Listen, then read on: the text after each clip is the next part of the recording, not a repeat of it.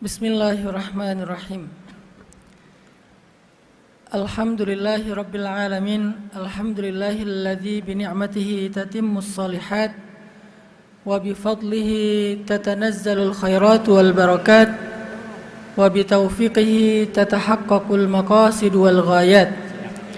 Ashhadu an la ilaha illallah wahdahu la syarikalah wa ashhadu anna Muhammadan abduhu wa rasuluhu la nabiyya ba'dah. Allahumma salli wa sallim wa barik ala sayyidina wa habibina wa nabiyyina Muhammad wa ala alihi wa ashabihi wa man tabi'ahu ila yaumil qiyamah. Ayyuhal ikhwah, uhayyikum bi tahiyyatil Islam tahiyatan mubarakatan min indillah. Assalamualaikum warahmatullahi wabarakatuh. Waalaikumsalam warahmatullahi wabarakatuh. Qala Allah Ta'ala fil Qur'anil Karim, a'udzu billahi minasy syaithanir rajim. Bismillahirrahmanirrahim. Ya ayyuhan الناس قد جاءتكم موعظة من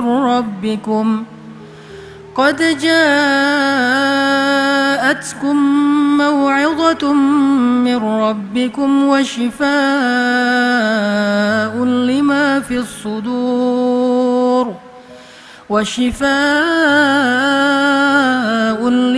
في الصدور وهدى ورحمة للمؤمنين.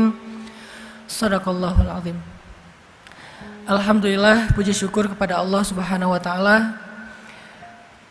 Kita pada malam tadi, kemudian subuh dan pagi ini Allah kumpulkan dalam sebuah majelis yang insya Allah bukan hanya diramaikan oleh anak-anak muda Gen Z, tetapi juga majelis ini adalah majelis yang diramaikan oleh para malaikat. Saya teringat kisah seorang sahabat dari Ansor yang terkenal dengan Ahlul Quran. Namanya sahabat Usaid bin Hudayr. Usaid bin Hudayr al-Ansari ini sahabat yang kalau baca Al-Quran itu banyak kejadian-kejadian yang aneh. Beberapa kali Usaid bin Hudayr membaca Al-Quran di kebun, terus tiba-tiba di atasnya terlihat seperti mendung dan gelap, sehingga akhirnya Usaid bin Hudayr menyudahi bacaannya karena takut kehujanan. Besok baca Al-Quran lagi, gelap lagi di atasnya, sampai beberapa kali seperti itu. Kemudian Usaid bertanya kepada Rasulullah SAW, "Ya Rasulullah, kenapa setiap sekali saya baca Quran itu kayak mendung?" Maka Nabi menjawab, "Wahai Usaid, itu bukan awan, bukan mendung, tetapi itu adalah malaikat yang berkumpul ingin mendengar bacaanmu. Seandainya engkau meneruskan bacaanmu, maka jumlah malaikat itu akan menutupi cahaya matahari." Ini salah satu sahabat yang terkenal dengan bacaan yang membuat para malaikat berkumpul. Sehingga kita berharap hari ini bacaan Al-Quran kita, khatmil Quran kita, bukan hanya disaksikan secara online, tetapi juga disaksikan di langit. Inna Qur'an al-fajri kana mashhuda. Bacaan di waktu fajri itu sebagian ulama mengartikan bacaan imam ketika sholat subuh. Tapi juga secara general, secara umum, bacaan Al-Quran di waktu tahajud, di waktu subuh dan setelah subuh. Maka siapa yang membaca Al-Quran di waktu-waktu yang mulia itu, kana mashhuda, bacaannya disaksikan. Siapa yang menyaksikan bacaannya? Yang menyaksikan bacaannya adalah Allah dan para malaikat. Jadi kalau dalam bahasa kita, disaksikan itu artinya di view. Makanya kalau pengen viral, jangan cuman berharap viral di bumi, capek. Viral di bumi itu capek. Kalau pengen viral jangan jungkir balik di bumi. Gak apa-apa sih viral di bumi, kayak misalnya sekarang lagi viral tuh Aldi Taher ya. Karena banyak yang tiket war-nya nggak berhasil dapat Coldplay, akhirnya ya udah nonton Aldi Taher dan ternyata emang lebih bagus suaranya daripada Coldplay. Itu viral di bumi, bagus juga. Tapi ada yang lebih hebat lagi, viral di langit. Kalau di bumi itu Aldi Taher ditonton sekian ribu orang, terus suaranya sampai terdengar di Dubai katanya. Di banyak tempat di Dubai bukan lagi pakai Coldplay tapi Aldi Taher. Gimana lagunya? Nggak usah lah. Nanti malah sumbang kalau saya nyanyiin. Tapi kalau kita baca Al-Quran, kita khatmil Al-Quran, kita viralnya bukan sekedar di bumi. Malah nggak penting kalau viral di bumi. Ada bacaan yang kalau kita baca orang nggak dengar, tetapi di langit itu viewsnya sangat banyak. Trending. Ini bahasa sosmed ya. Trending di langit, viewsnya banyak, viral di langit. Arti viral apa? Kana masyhuda, disaksikan, ditonton di langit. Allah yang menyaksikan, malaikat yang menyaksikan, dan disaksikan oleh mereka jauh lebih penting daripada disaksikan oleh manusia. Sehingga harapan kita pada malam tadi sampai sekarang, insya Allah semua kita disaksikan oleh Allah dan para malaikat, didoakan, diaminkan doanya sehingga mendapatkan segala kebaikan dari setiap huruf Al-Quran. Saya mohon izin kepada para kiai, para guru untuk berbicara, berbagi dengan anak-anak Gen Z yang ada di Masjid Akbar ini. Sebetulnya ada banyak ulama-ulama dan guru-guru kita yang lebih layak bicara di hadapan, tetapi karena ini sebuah perintah dari para kiai dan juga sebuah amanah, saya ingin berbagi sedikit saja semangat. Mungkin bukan berbagi ilmu, hanya berbagi semangat. Karena seringkali orang yang berbicara di depan itu tidak lebih faqih daripada orang yang mendengar. Teman-teman mungkin pernah dengar cerita Imam Al-Ghazali.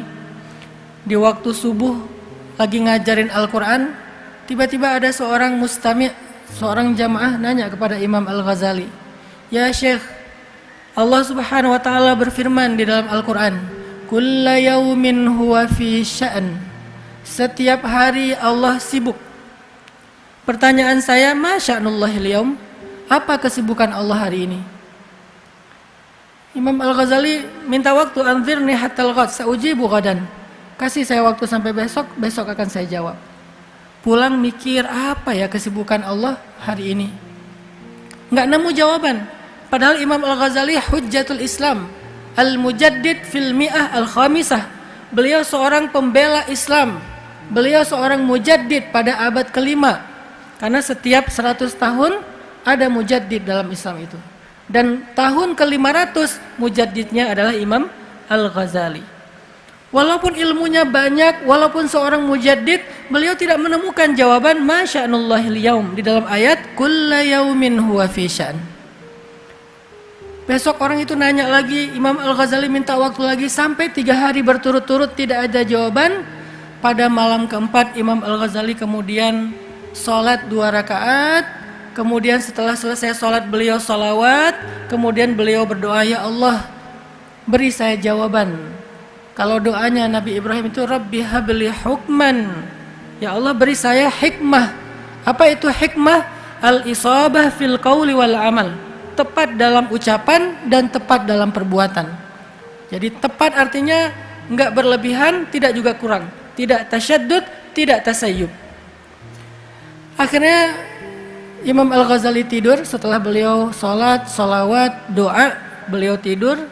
Dalam tidurnya Imam Al-Ghazali bermimpi ketemu dengan Nabi. Nabi bertanya, ya Muhammad, karena nama Imam Al-Ghazali Muhammad Abu Hamid Al-Ghazali. Ya Muhammad, apa yang ditanyakan kepadamu? Imam Al-Ghazali mengatakan, dia bertanya tentang makna kulla yaumin huwa fi sya'n.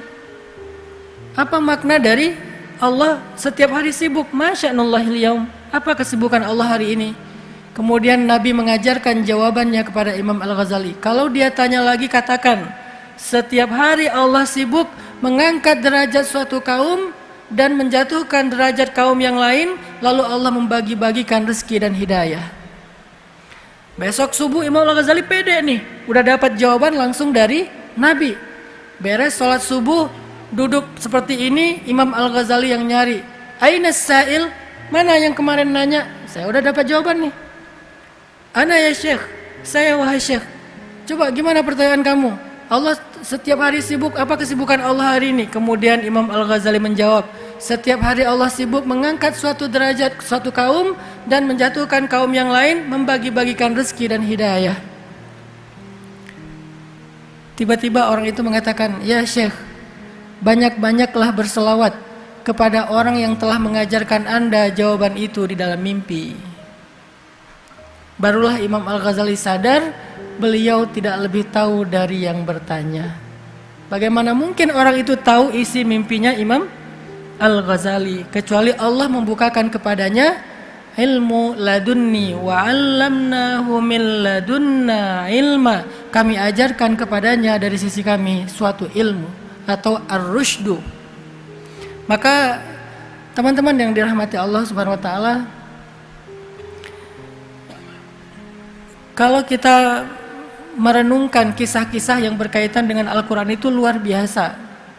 Karena Al-Quran itu adalah sumber segala inspirasi. Kalau kita baca di dalam pembukaan surat Al-Baqarah yang terkenal, itu ada kalimat Dzalikal kitab la raiba fih. Dulu saya di Al-Azhar di Mesir itu ngambil jurusan tafsir Al-Quran. Jadi salah satu cara kita memahami ayat itu adalah dengan mengaitkan ayat satu dengan ayat yang lain. Dan yang paling gampang adalah mengaitkan ayat sesuatu dengan yang sebelumnya dan sesudahnya. Itu cara kita mentadabburi Al-Quran. Munasabah atau hubungan antara satu surat dengan surat yang di sebelahnya, baik sebelum atau sesudahnya. Hubungan satu ayat dengan ayat sesudahnya atau sebelumnya. Coba kita perhatikan metode ini dalam memahami Al-Quran. Kenapa ada kata-kata Dzalikal kitab? Dulu ketika istri saya ngambil S2 tafsir juga di Al-Azhar, mereka baca satu kitab namanya kitab Mughnil Labib. Itu kitab tentang bedah kata-kata dan huruf-huruf Al-Quran. Dan memang agak rumit kitab ini. Saya pernah membaca kitab tersebut dan memahami kenapa ada kata dzalik. Kenapa ada kata ismul isyarah itu. Karena sebelumnya kita minta. Di surat sebelumnya, apa surat sebelum Al-Baqarah?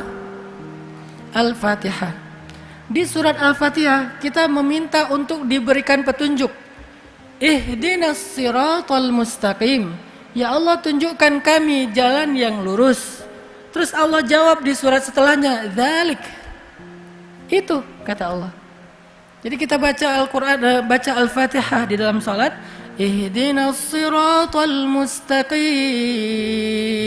Allah jawab, dzalikal kitabu la raiba fih, hudan lil muttaqin. Itu petunjuk bagi orang yang bertakwa. Jadi langsung kejawab tuh, nggak jauh dari situ. Pertanyaannya kenapa itu, kenapa nggak ini gitu kan? Nanti Gus Bahaim saya jawab itu. Kenapa itu, kenapa nggak ini? Di dalam kitab Mughnil Labib dijelaskan kenapa ismul isyarahnya itu pakai yang jauh, kenapa nggak yang dekat? Karena sama-sama isyarah itu dan ini. Ternyata jawabannya ada di halaman berikutnya. Wa in kuntum fi raibim mimma nazzalna ala abdina fa'tu bi suratin min mithlih. Wad'u syuhada'akum min dunillahi in kuntum shadiqin fa in lam taf'alu wa lan taf'alu. Artinya apa? Allah menggunakan kata itu yang artinya jauh, maksudnya adalah Al-Quran yang sempurna ini jauh dari jangkauan manusia. Sehingga tidak bisa diada-adakan, nggak bisa dibuat-buat, nggak bisa direkayasa oleh manusia. Dia jauh dari jangkauan manusia. Sehingga kalau kalian meragukan kebenaran dan keotentikan Al-Quran, Cobalah kalian bikin satu surat saja seperti Al-Quran. Dulu ada tuh orang Arab jahiliyah yang pengen menandingi Al-Quran. Ketika turun ayat Alam tara kaifa fa'ala rabbuka bi ashabil fil Alam yaj'al kaidahum fi tadlil Wa arsala alaihim tayran ababil Tarmihim bihijaratin min sijil dan seterusnya. Tiba-tiba ada orang penyair Arab bilang wal fil wal khurtumit tawil. Demi gajah yang belalainya panjang diketawain satu kota Mekah. Kenapa? Karena beda banget kualitas syair surat Al-Fil dengan syair wal fil wal khurtumit tawil. Kenapa? Di dalam surat Al-Fil itu Allah bukan hanya bicara anatomi gajah. Kalau itu bicara tentang gajah itu punya belalai, itu berarti pendidikan anak-anak di TK. Bukan syair yang tinggi. Tapi di dalam surat Al-Fil Allah lagi bicara tentang sejarah di situ. Allah lagi bicara tentang kekuasaannya atau tauhid, akidah di situ. Allah lagi bicara tentang janji-janji di situ. Allah lagi bicara tentang keajaiban burung ababil di situ. Lengkap, walaupun dengan syair ujungnya sama, tetapi nggak dipaksain, tetap memiliki kandungan makna dan sejarah yang luar biasa. Tapi begitu ditandingi wal fil wal khurtumit tawil, hilang sejarahnya, hilang pesan kebesaran Allahnya, hilang keajaibannya, cuman tinggal susunan-susunan bunyi syair saja. Secara makna jadi tereduksi sama sekali. Fa illam taf'alu wa lan taf'alu. Kalau kalian nggak bisa bikin Al-Quran dan memang nggak akan pernah bisa, maka takutlah kalian kepada api neraka Allah Subhanahu Wa Taala. Ini artinya kenapa zalik itu ada kandungan makna jangan ragukan Al-Quran. Karena Al-Quran itu tinggi, di atas jangkauan makhluk, di atas jangkauan manusia. Walaupun manusia berkumpul untuk membuat satu huruf Al-Quran, mereka nggak akan sanggup, terlalu tinggi di atas jangkauan mereka. Maka la raiba fih, jangan meragukan Al-Quran. Ini salah satu keajaiban susunan-susunan huruf, ayat, dan surat di dalam Al-Quran. Tapi yang saya ingin ambil pesannya, bukan hanya tentang tafsir surat Al-Baqarah, tapi lebih kepada konteks anak muda. Masalah anak muda itu 3. 1, masalah hubungan. Maka dari sinilah muncul sad boy. Ya, ini fenomena anak muda, masalah hubungan, patah hati, ditikung temen, dianggurin, di PHP-in, diharkosin. Apalagi di unfollow, left group, akhirnya bikin grup baru. Tadinya grupnya 10 orang, akhirnya bikin lagi grup 9 orang, pecah lagi jadi 8 orang, pecah lagi, lama-lama grup masing-masing dia admin, dia juga member. Ada 10 grup. Ini masalah hubungan, baik hubungan dengan orang yang dicintai maupun dalam pertemanan. Ini masalah anak muda. Sehingga apa petunjuk Al-Quran dalam konteks masalah dalam isu hubungan? Sehingga kita punya petunjuk dari Al-Quran, dzalikal kitab la raiba fihi hudan lil muttaqin, seperti yang kita minta di Al-Fatihah. Sebagai anak muda, ketika kita lagi galau, kita baca Al-Fatihah, ihdinas siratal mustaqim. Ya Allah, saya lagi galau, beri saya petunjuk. Wa wajadaka dhallam fahada. Bukankah Allah mendapatimu dalam keadaan tersesat lalu Allah memberi petunjuk? Sesat di sini dalam konteks ayatnya bukan sesat akidah, tapi tersesat di tengah padang pasir karena terjadi badai, nggak tahu jalan pulang ke Mekah. Lalu Allah menunjukkan jalan pulang ke Mekah. Tapi dalam pemaknaan konteks kita, tersesat di sini juga bisa bermakna galau, bingung. Ya Allah, nih gimana? Saya udah selesai S2, udah kerja, tapi masih jovisa, jomblo fisabilillah. Gimana cara saya dapatin jodoh? Cara ngelamar cewek itu gimana? Yang ideal itu seperti apa? Yang perempuan lebih galau lagi karena mereka tidak aktif. Yang aktif itu yang sebelah sini. Kalau yang sebelah sini dia pasif, dia nunggu. Nggak boleh dia caper-caperan di TikTok. Apalagi pakai filter sampai 10. Akhirnya bukan jadi orang asli, jadi avatar ya. Saking banyaknya filter. Nah ini galau nih. Maka dalam konteks kita galau, pemaknaan terhadap ayat ihdinas siratal mustaqim adalah, ya Allah saya lagi galau, beri saya petunjuk. Galau dalam isu apa? Dalam isu jodoh, dalam isu hubungan. Sehingga tidak ada lagi orang yang kemudian kena mental. Ini salah satu isu anak muda hari ini. Mental issue, mental illness. Mulai dari stres, depresi, akhirnya kena penyakit mental kayak bipolar disorder atau skizofrenia yang lebih parah lagi sampai menyakiti orang lain. Kan banyak sekarang varian penyakit mental. Penyebabnya kenapa? Penyebabnya tadi, penyebabnya galau. Halu'a, idza massahu syarr jazu'a, wa idza massahul khair manu'a. Terus gimana caranya biar dia mendapatkan irsyadat? Dia berdoa di dalam surat Al-Fatihah, ihdinas siratal mustaqim. Atau dia berdoa di dalam surat Al-Kahfi, suratnya anak muda, Rabbana atina min ladunka rahmah wa hayyi' lana min amrina rasyada. Ya Allah, beri saya petunjuk dalam urusan saya. Urusan saya apa sekarang? Masalah jodoh. Maka coba kita ambil petunjuk Al-Quran sesuai dengan masalah kita. Dan semuanya ada di dalam Al-Quran. Ini level berikutnya dari orang yang membaca Al-Quran dengan hakut tilawah. Setelah kita membaca dengan bacaan yang benar, tajwid yang benar, irama yang benar, suara yang benar. Apa suara yang benar dalam membaca Al-Quran? Dengan suara yang sedih. Banyak orang bertanya, Ustadz gimana cara baca Quran yang bagus? Apakah harus ikut musabakoh dulu? Bagus kalau bisa ikut musabakoh. Tapi kan gak semua orang beruntung. Alhamdulillah saya beruntung ketika kecil bertemu dengan guru mujawwad atau tajwid. Akhirnya saya ikut musabakoh kecamatan, kabupaten, provinsi, nasional. Karena mungkin takdirnya seperti itu. Tapi banyak orang yang gak seberuntung itu dapat ikut musabakoh. Apakah dia bisa baca Al-Quran yang indah? Bisa. Tapi vokalnya flat. Dia gak ada bakat-bakat dangdutnya.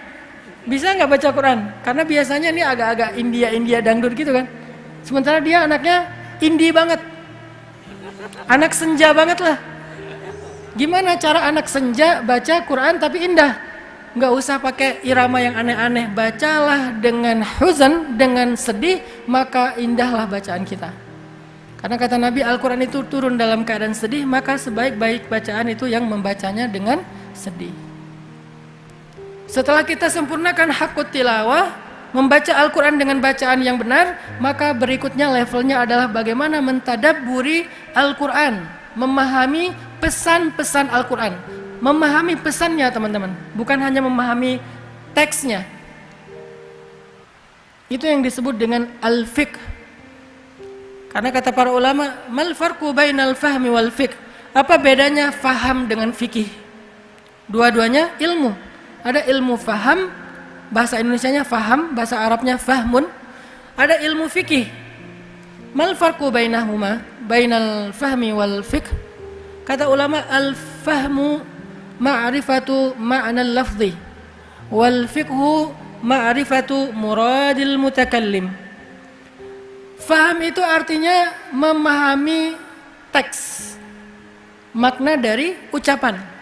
Sedangkan al-fiqhu memahami maksud dari yang berucap. Kayak misalnya saya bilang, pagi ini udaranya sejuk ya misalnya. Itu secara al-fahmu, Ustadz lagi ngomong udaranya sejuk, udah segitu aja. Tapi secara al-fiqhu, apa maksudnya Ustadz ini bilang sejuk? Oh mungkin minta rompi. Ternyata ada rompi, Genzi alhamdulillah jadi hangat. Itu namanya al-fiqhu. Ketika Nabi membaca surat Al-Maidah di Haji Wada, Al-yawma akmaltu lakum dinakum wa atmamtu alaikum ni'mati wa raditu lakumul islam madina.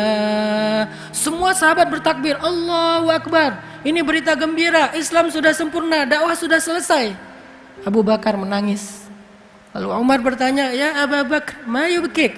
Wahai Abu Bakar, kenapa kamu nangis? Kata Abu Bakar, ya Umar, selain berita gembira ini juga berita duka. Kenapa? Karena kalau dakwah sudah selesai, tugas Nabi sudah selesai, berarti Nabi sebentar lagi akan kembali kepada Allah. Baru yang lain ikut menangis. Yang lain fahmun, Abu Bakar fikhun. Sehingga ketika kita membaca Al-Quran, hanya membaca terjemah, berarti kita fahmun.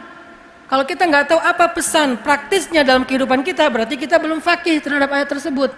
Maka ambillah ayat-ayat secara bertahap, nggak mungkin sekaligus juga karena Al-Quran itu sangat banyak ayatnya dan kita nggak bisa sekaligus. Ambillah secara konteks kehidupan kita, apa pesan Al-Quran. Bahasa anak muda, life hacks-nya Al-Quran. Bukan cuman quote of the day. Kalau quote kan cuman fahmun. Kalau life hacks itu aplikatif, berarti fikhun. Banyak orang yang quote-nya Al-Quran. Apa quote-nya? Quote-nya misalnya Iza zulzilatil ardu zilzalah. Karena lagi terguncang misalnya. Itu quote. Tapi life hacks-nya dari itu apa? Nah, pesan praktisnya apa? Ini yang kita coba tadabbur. Sehingga ketika kita punya masalah hubungan, masalah perasaan, lagi patah hati, lagi sedih, pengen membangun hubungan yang benar dengan lawan jenis, mana pesan-pesan life hacks-nya ayat Al-Quran untuk kita aplikasikan dalam kehidupan kita? Banyak. Ada satu surat, ada satu paragraf, ada satu ayat. Khusus buat teman-teman Gen Z yang masih jomblo. Di dalam Al-Quran ada banyak surat yang ngomongin tentang kalian. Banyak surat yang bicara tentang jomblo fisabilillah. Banyak. Salah satunya adalah kalau yang untuk cowok-cowok nih, Suratul Yusuf. Surat Yusuf. Kemudian Suratul Qasas. Surat Toha. Surat Yusuf bicara tentang seorang nabi yang single, yang belum punya pasangan, tapi digoda oleh seorang perempuan yang cantik. Godaannya tuh berat loh. Godaannya tuh bukan sekedar scrolling TikTok pakai akun fake, bukan. Itu mah gampang, tinggal scrolling aja lewat dia kan. Walaupun scrollingnya nggak rela gitu, aduh berat banget mau scrolling, astagfirullahaladzim, balik lagi, ya udahlah di screenshot dulu. Itu ujiannya, varian dari ujian Nabi Yusuf, cuman kita lebih ringan. Nabi Yusuf diujinya, perempuan itu ada di satu ruangan, Nabi Yusuf ada di ruangan yang sama, lalu dikunci pintunya. Kemudian perempuan itu juga cantik, perempuan itu wahammat bihi. Perempuan itu sangat tertarik kepada Yusuf, wahamma biha, dan Nabi Yusuf juga tertarik kepada dia. Kalau bukan karena melihat petunjuk dari Allah, artinya kondisinya sangat mendukung. Nggak ada CCTV, nggak live Instagram, benar-benar ini private, benar-benar intimate, dan nggak ada paksaan. Perempuan itu yang mau. Sampai Nabi Yusuf udah menghindar, ditarik dari belakang sampai sobek bajunya. Coba. Ya udahlah, ini udah bukan saya yang mau, sampai sobek baju saya, udahlah. Kalau kita ya, Nabi Yusuf berjuang tuh sampai sobek bajunya. Kemudian digoda bukan dengan satu cewek, banyak cewek. Dikumpulin cewek-cewek lagi nongkrong nih, tiba-tiba dipanggil Yusuf. Yusuf, keluar Nabi Yusuf. Begitu keluar, mereka lagi ngiris buah, tapi yang diiris tangannya berdarah dan mengatakan, ini bukan manusia, ini malaikat. Jadi bukan ganteng-ganteng serigala, ganteng-ganteng malaikat. Coba bayangin, gimana gantengnya. Dan ini sekaligus juga nasihat buat jomblo yang perempuan. Mereka bilang ini bukan manusia, ini malaikat. Terus pas lihat, loh kenapa berdarah? Saking gantengnya Nabi Yusuf, nggak kerasa ketika tangannya diiris dan berdarah. Kalau pengen ngerasa paling ganteng se-Surabaya, coba kasih jarum pentul ke sebelah, ke cewek. Mbak, ini jarum pentul. Enggak kok, jilbab saya aman. Enggak, pegang aja dulu. Terus coba lihat wajah saya sambil nusuk jari mbak. Kalau mbak sakit, berarti saya jelek. Kalau nggak sakit, berarti saya ganteng. Bisa dipastikan sakit. Bukan hanya sakit, tetanus tuh. Saking parahnya kita. Jadi artinya kita jauh lah dengan Nabiullah Yusuf alaihissalam kalau dari sisi Dari sisi banyak hal sih selain dari sisi fisik. Artinya Nabi Yusuf diuji dengan ujian yang sangat berat. Kenapa Nabi Yusuf bisa selamat? Kenapa Nabi Yusuf bisa aman? Kenapa Nabi Yusuf bahkan pada akhir ceritanya beliau mendapatkan kemenangan dan kemudahan yang luar biasa dari Allah? Salah satu alasannya adalah Nabi Yusuf senantiasa disertai dengan doa dari ayahnya. Maka petunjuk buat anak-anak muda yang mau merantau kuliah, yang mau masuk pondok, yang mau belajar, yang mau berorganisasi, yang mau bergaul, jangan pernah berhenti meminta doa kepada kedua orang tua. Karena doa mereka menjadi burhan. Kalau bahasa surat Yusuf itu disebut dengan burhan. Apa itu burhan? Tiba-tiba Nabi Yusuf kayak ngelihat wajah Yakub. Tiba-tiba Nabi Yusuf seperti ngelihat wajah Yakub, langsung Nabi Yusuf sadar dan gak enak hati untuk mengecewakan ayahnya Yakub alaihissalam. Ini salah satu life hacks dari petunjuk kisah Nabiullah Yusuf. Selain Nabiullah Yusuf juga orang salih. Tapi kan waham mabiha, ada rasa ingin normal manusia. Apa yang menahan diri beliau? Burhan dari Allah. Burhannya apa? Wajah Nabi Yakub. Dalam konteks kita sekarang apa? Membayangkan wajah ayah kita, wajah ibu kita yang akan kecewa kalau kita melakukan dosa, sehingga kita tidak jadi melakukan dosa. Berarti cinta kepada orang tua, hubungan yang baik dengan orang tua, ridho dan doa orang tua, itu menjadi burhan, petunjuk dalam kita bergaul dalam kehidupan kita sehari-hari. Itu life hacks surat Yusuf. Atau life hacks surat Al-Qasas dan surat Toha, kisah Musa. Ketika Nabi Musa berangkat dari Mesir ke Yordania, dulu namanya Madian, kalau sekarang namanya Yordania. Sampai di Yordania itu Nabi Musa capek banget.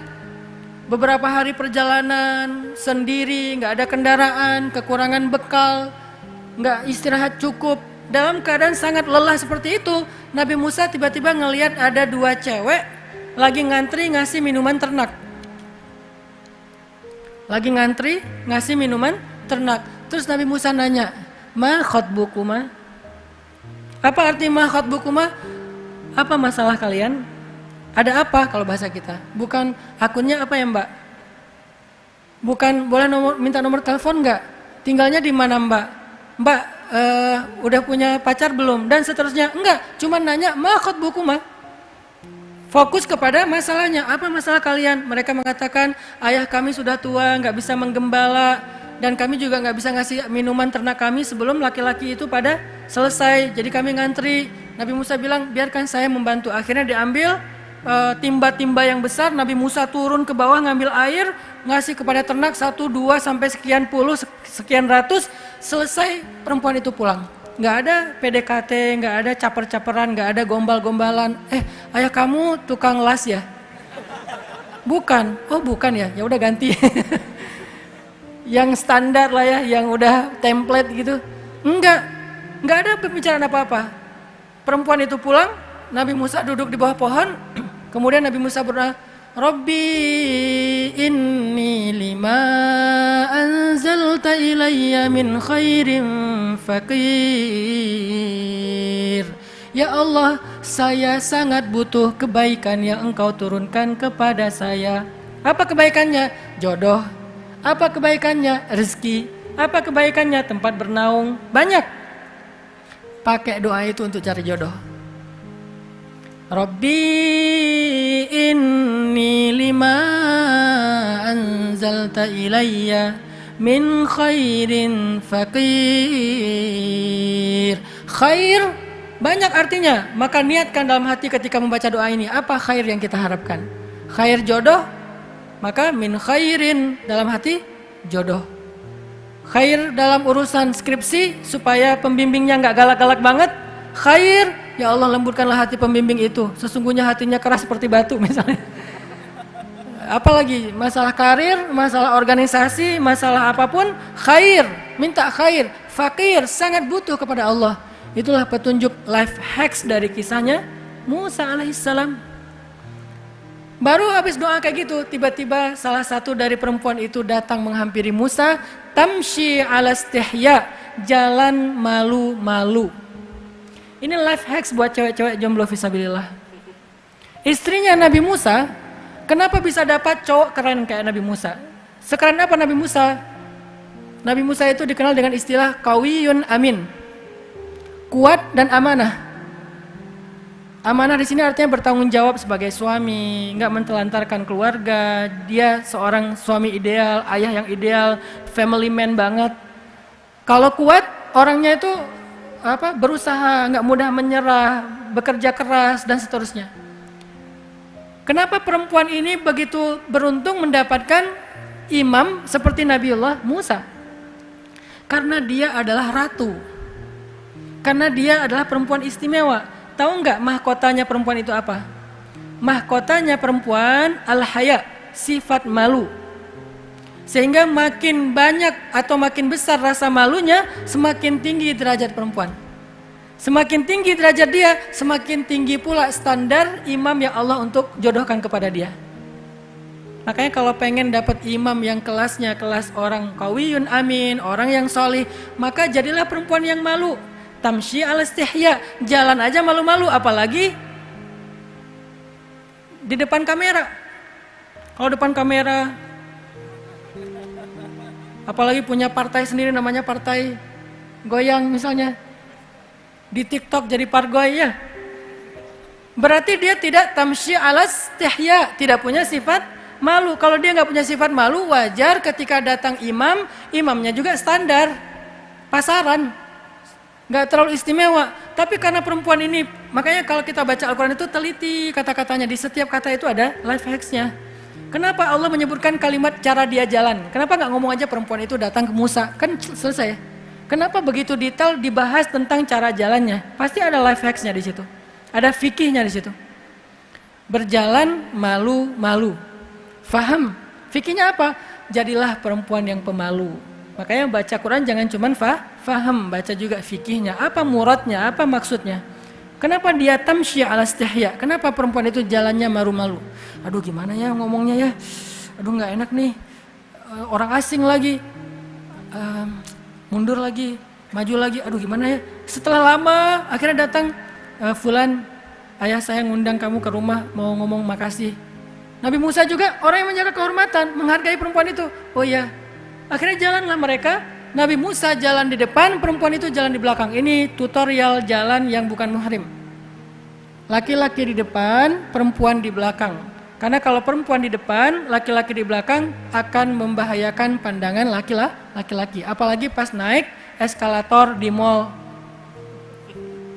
Sampai segitu life hacks Al-Quran. Jadi kalau ada cewek naik eskalator, kalian jangan nempel di dua anak tangga. Tutorialnya tuh jangan hanya tutorial pandemi, beri jarak 4 anak tangga misalnya ya. Kan tutorial pandemi ya, bagus kan? Ini ada yang juga tutorial Al-Quran, kalau bisa agak jauh supaya kita tidak langsung melihat tubuh perempuan yang ada di depan kita. Walaupun dia berhijab, tapi kan pandangan laki-laki itu tembus pandang. Mau kalian pakai sarung goni apa segala macam tembus. Nggak perlu dia pakai kacamata yang 3D atau apa, itu tuh ada tembus tuh. Basirah banget kalau dalam bab itu. Kasyaf langsung. Makanya dijaga jaraknya, laki-laki di depan, perempuan di belakang. Tapi kan nggak tahu rumah Ustadz, memang udah di Sherlock. Kan Nabi Musa nggak tahu rumahnya perempuan itu di mana. Gimana caranya? Kan nggak ada Sherlock dulu. Tinggal dikasih tahu setelah 100 meter belok kanan. Ini perempatan ngambil yang kiri. Kan gitu ya, tinggal dikasih tahu dari belakang. Mas belok kiri, belok. Mas belok kanan, belok. Mereka menjaga sama persis seperti keadaan ketika Sayyidah Aisyah pulang bersama dengan Sofwan bin Mu'attal dalam sebuah perjalanan gara-gara Sayyidah Aisyah ketinggalan rombongan. Nggak ada satu kata pun yang mereka bicarakan. Sayyidah Aisyah duduk di atas onta, Sofwan berjalan di bawahnya sambil menarik onta, tapi Sofwan nggak noleh ke belakang sedikit pun, nggak nanya, Mbak mau mampir di warung Padang dulu, lapar kan? Nggak apa-apa saya yang traktirin. Enggak sama sekali. Diam sepanjang jalan. Itu aja masih kena fitnah sama orang munafik. Padahal udah diam loh, sangat menjaga muru'ah, udah menjaga kehormatan. Tapi ternyata bisa juga. Artinya inilah sifat perempuan yang layak untuk seorang Nabi Musa alaihissalam.